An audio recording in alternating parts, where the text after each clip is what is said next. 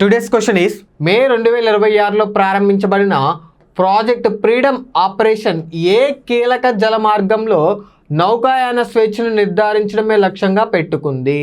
ఒకసారి ఇంకా ఆప్షన్ చూసినట్టయితే సూయజ్ కెనాల్, మలక్కా జలసంధి, హర్మోజ్ జలసంధి, పనామా కెనాల్.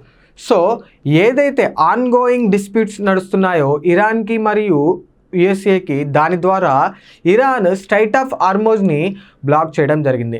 దానివల్ల స్ట్రైట్ ఆఫ్ హార్మోజ్ నుంచి ప్రయాణించేటువంటి నౌకలకి ఇబ్బంది జరుగుతూ ఉంటుంది. సో దానిని కౌంటర్ అటాక్ చేయాలి అన్నటువంటి ఒక ఉద్దేశంతో యునైటెడ్ స్టేట్స్ వారు ప్రాజెక్ట్ ఫ్రీడమ్ అనేటువంటి ఒక ఆపరేషన్ని లాంచ్ చేయడం జరిగింది.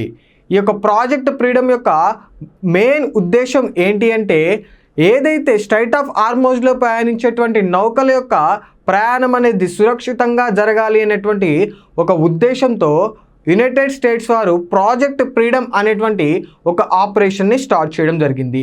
సో ఏ స్ట్రైట్ అంటే స్ట్రైట్ ఆఫ్ హార్మోజ్. మరి ఈ క్వశ్చన్కి correct answer option 3 strait of Hormuz జలసంధి. ఒకసారి మనము రిమైనింగ్ ఆప్షన్స్ కనుక చూసినట్టయితే సూయజ్ కెనాల్. ఈ సూయజ్ కెనాల్ అనేది ఒక మానవ నిర్మితమైనటువంటి కెనాల్.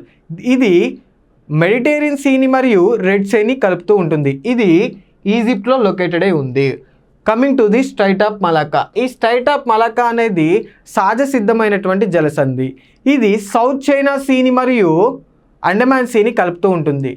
ఏదైతే ఈ మలక్కా జలసంధి ఉందో, ఈ మలక్కా జలసంధి అనేది చైనా వారి యొక్క మ్యారిటైమ్ ఏదైతే ఉంటుందో ట్రేడ్కి ఎంతో ఇంపార్టెంట్ అయినటువంటి మలక్కా జలసంధి.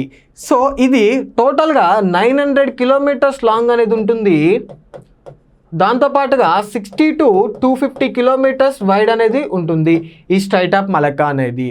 Coming to the straight of Hormuz. ఈ స్ట్రైట్ ఆఫ్ హార్మోజ్ ఏ రెండింటిని కలుపుతుంది అంటే, ఏ రెండు వాటర్ వేస్ని కలుపుతుంది అంటే, ఒకటి పర్షియన్ గల్ఫ్ని మరియు గల్ఫ్ ఆఫ్ ఒమన్ని లేదా అండమాన్ సీని. ఈ రెండింటిని కూడా కలిపేదే ఈ straight of Hormuz. Coming to the Panama canal. ఈ పనామా కెనాల్ అనేది ఒక మానవ నిర్మితమైనటువంటి కెనాల్. ఇది అట్లాంటిక్ ఓషన్ని మరియు పసిఫిక్ ఓషన్ని కలుపుతూ ఉంటుంది. So correct option for this question straight of Hormuz.